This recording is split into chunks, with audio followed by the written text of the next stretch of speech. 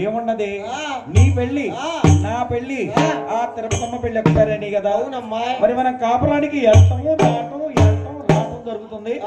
మరి తిరుపతమ్మని కాపురానికి పంపించలేమే? ఇదే నీ సందేహము కలిగిన వారు కదా. ఆ మాటల బంగారు పరిగణ వచ్చి నాన్నగారు స్త్రీకి వాహన అత్తవారింటికి వెళ్ళాలి తప్పదా? పుట్టింటి వారికి స్త్రీ సంబంధం పెట్టింటికి వెళ్ళాలి. అవునా నాన్నగారు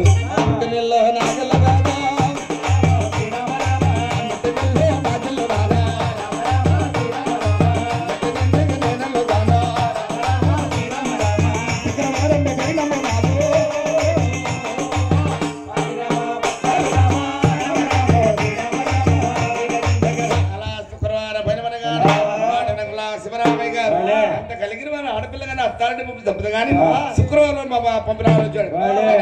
శుక్రవారం శుక్రవారం కళ్యాణ శుక్రవారం అంతా శుభం ఉన్నది. అలాగే పంపిస్తారని తనకున్న సంపదలు ఏమి గారు కోరుకున్నాడు. నాన్నగారు పుట్టింది శ్రీతంతో పెట్టింటారు. కాకాని వారు కలవారు కొనకొచ్చింది కోడంతో కొలుగుతున్నారంటారు. అట్టి మాటలు మనకు మా కుటుంబాన్ని రానిమంటారు.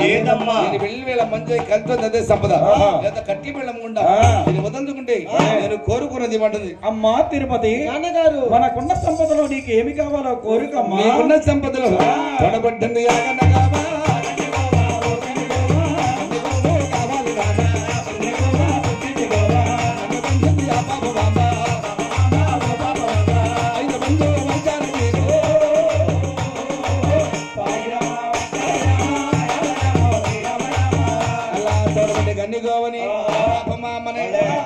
సారస్యంగా బంగారు పుష్పం కళాకోకలు సిద్ధం చేస్తున్నారు.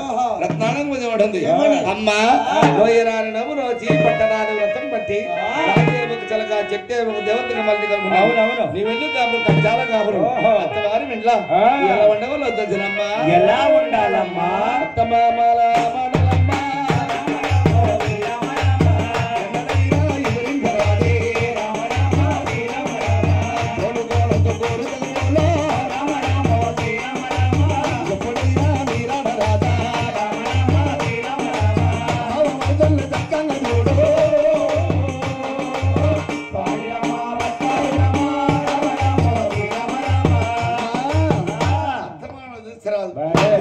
కోరు తగులాడు కన్న బిడ్డలు చూడాలి.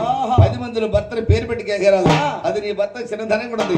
భర్తకి లేకుండా గడపదాడదు. ఇరిగింటికి వెళ్ళరాదు, ఇరిగింటికి పోరాదు. ఇరుగున్న మాట పురుగున మాట నీకు వచ్చును. ఇక్కడ మాట్లా